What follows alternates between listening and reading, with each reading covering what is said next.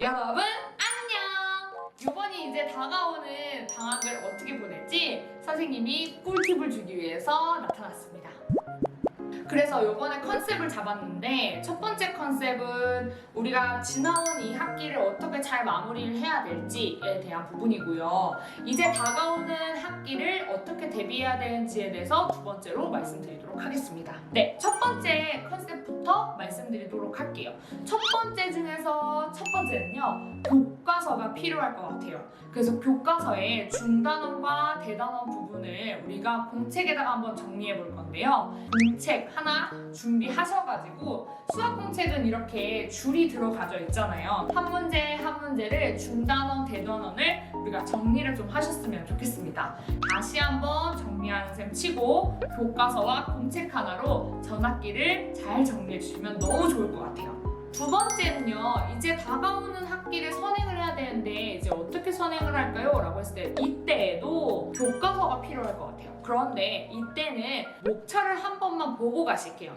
여러분 목차 한번 보고 가실게요 이러잖아요.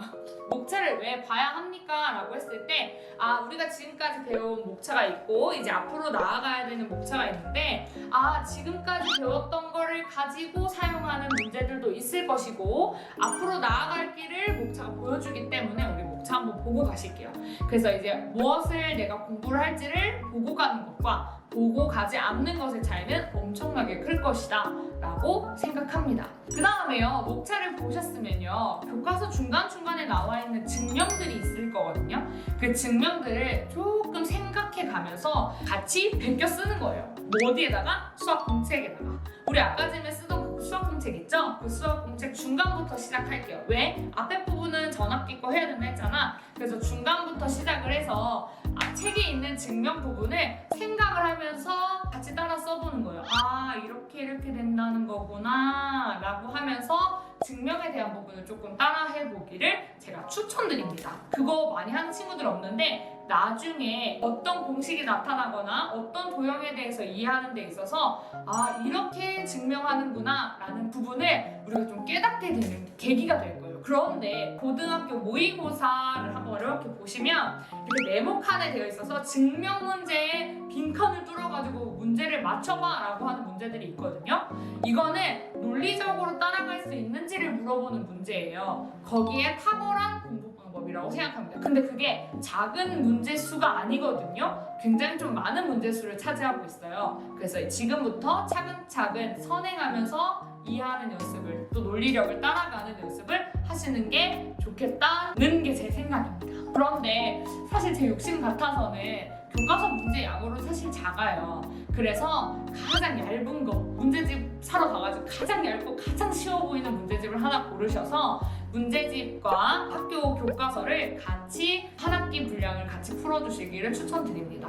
그래서 그 문제집에 대해서는 사실 저번에 말씀드렸던 수력 충전도 너무 좋을 것 같고요. 선생님 근데 수력 충전 너무 두꺼워요 라고 얘기하면 되게 얇은 것도 있으니까 가서 한번 자기 수준에 맞게 가장 쉬운 걸로 골라서 교과서와 그 가장 쉬운 문제집을 한 권만 풀어주시기를 제가 추천드릴게요.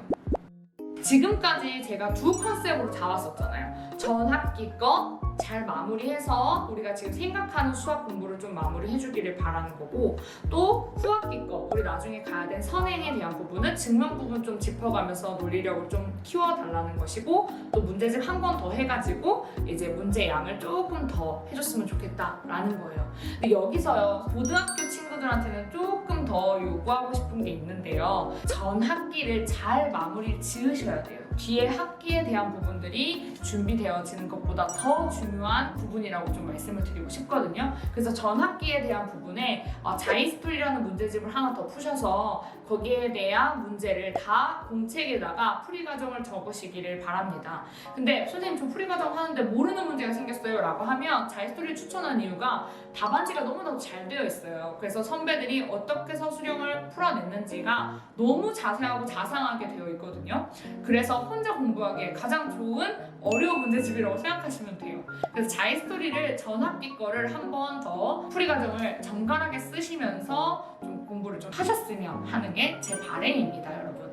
그래서 이렇게 공부하시면서 방학을 보내시면 본인이 느껴요. 공부를 이렇게 하고 나서 나중에 방학이 딱 끝나는 날짜가 됐을 때 내 마음에 뭔가가 채워졌구나 라는 생각이 아마 드실 거예요, 여러분. 그래서 방학 미리미리 준비하시고 또 문제집도 미리미리 알아보시고 여러분 한 달간의 여름방학을 알차게 보내시길 바랍니다.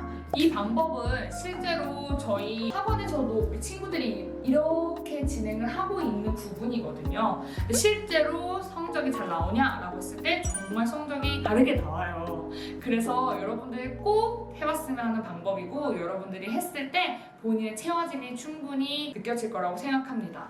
이 방법을 통해서 여러분들이 정말 알찬 방학을 보냈으면 좋겠고요. 제가 도움이 되는 여러분들의 친구가 되기를 원합니다. 여러분 알찬 방학 보내세요. 구독과 좋아요, 알림 설정까지 아시죠?